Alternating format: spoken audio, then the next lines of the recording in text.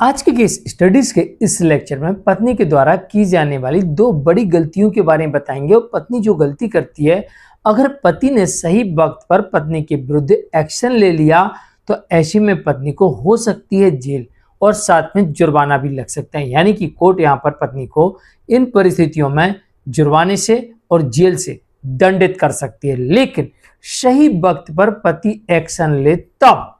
तो चलिए आज के स्टडीज के इस लेक्चर में आपके समक्ष वो पत्नी की दो बड़ी गलतियां आपके समक्ष रख रहे हैं जो कई केसेस में देखने को मिलती हैं, लेकिन पति का सही वक्त पर एक्शन ना लेना और पत्नी इस सजा से और इस जुर्माने से बच जाती है। लेकिन अगर पति ने सही वक्त पर एक्शन ले लिया और सही तरीके से लिया तो फिर पत्नी का बचना नामुमकिन भी हो सकता है। जय जिनेंद्र, हूं केस जैन। वीडियो को लाइक और शेयर कर दीजिए और इस तरह के जजमेंट्स का पैकेज पाने के लिए जिसमें लगभग आपको 200 जजमेंट्स मिलते हैं, किसी जानकारी के लिए दिए गए नंबर पर आप हमें संपर्क कर सकते हैं। चलिए शुरुआत करते हैं। दरअसल दो ऐसी बड़ी गलतियां जो अक्सर कई केसेस में देखने को मिलती हैं, जैसे नंबर 1, पहली गलती ये देखने को मिलती है कि पत्नी कहीं पर भी, घर में, घर के बाहर, पब्लिक प्लेस पर, रिश्तेदारी में, किसी सार्वजनिक जगह पर, कहीं पर भी पति को उसके परिवार वालों को गालियां देना, धमकाना, उनके साथ मारपीट करना, या फिर घर में रखे हुए गहने या डॉक्यूमेंट्स की चोरी कर लेना, या हत्या का प्रयास करना, या हत्या जैसे अपराध का रचने का षड्यंत्र रचना, इस तरह से कई बार कई केसेस में देखने को मिलता है। आमतौर पर गालियां देना, वो भी अभद्र गालियां देना और धमकी देना, ये कई बार कई जगह देखने को मिल जाता है। अब इसकी सजा का प्रावधान और जुर्माने का प्रावधान है, ये भी ध्यान से सुन लीजिए। अगर यहाँ पर आप गाली देते हैं, अभद्र भाषा का प्रयोग करते हैं, जो चाहे पति हो, चाहे पत्नी हो, चाहे कोई भी हो, यहाँ पर ये अपराध माना गया है, जो कि बीएनएस की धारा 296 के अंतर्गत अपराध में वर्णित है। तो ये भी एक अपराध है अगर आप अपने पति को गाली दे रही हैं या किसी को गाली दे रहे और पब्लिक प्लेस पे दे रही, लोगों के सामने दे रही, तो वहां पर कोई सबूत के तौर पर वीडियो बना सकता है, कोई गवाह बन सकता है और ये आपके लिए जेल भिजवा सकता है, आप पर जुर्माना लगवा सकता है। धमकी देना, कई जगह देखा गया है पत्नी धमकी, खुलेआम धमकी देती है। कई बार तो लोग बताते हैं, साहब मेरे पे कोर्ट के बाहर, कोर्ट परिसर में ही मेरे को धमकी दे रही थी, मारने का प्रयास किया।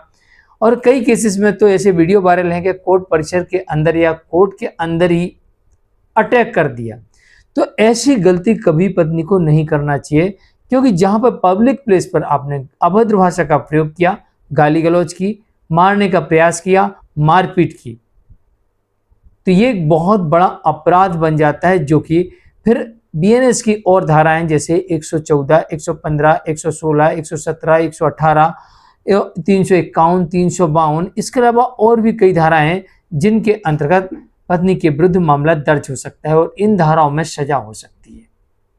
तो इस तरह की गलतियां पत्नी को कभी नहीं करना चाहिए और कई बार ऐसी गलतियां देखने को मिलती है और कई जगह पब्लिक प्लेस पर देखने को मिल जाएंगे और ऐसे कई वीडियो आपको मिल जाएंगे जो सोशल मीडिया में वायरल होते हुए दिखाई देते हैं। और अगर ऐसा कोई भी प्रूफ पति के हाथ लग जाता है तो पति सीधा पुलिस स्टेशन में जाकर शिकायत दर्ज कराने का प्रयास कर सकता है, शिकायत दर्ज हो सकती है। और अगर पुलिस यहाँ पर शिकायत दर्ज ना करे तो एडवोकेट के माध्यम से कोर्ट में मामला दर्ज करवा सकता है सबूतों और गवाहों के आधार पर।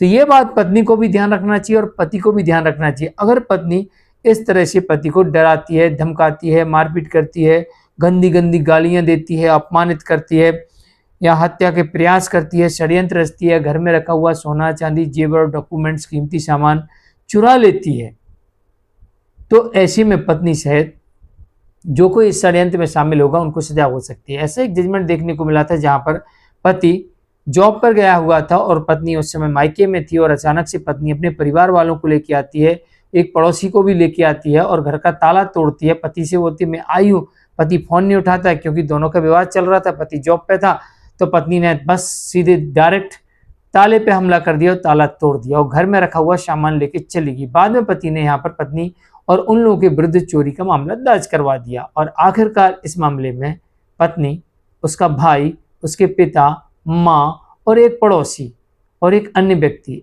इन लोगों को कोर्ट ने 3-3 साल की सजा और जुर्माना तय कर दिया।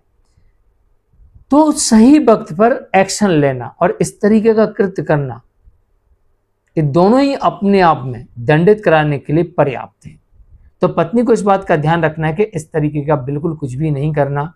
अगर कहीं से सबूत पति के हाथ लग गया और पति ने सही वक्त पर एक्शन ले लिया तो पत्नी को या जो कोई इस कृत्य में शामिल हो उन्हें बड़ी परेशानी का सामना करना पड़ सकता है, जेल जाना पड़ सकता है।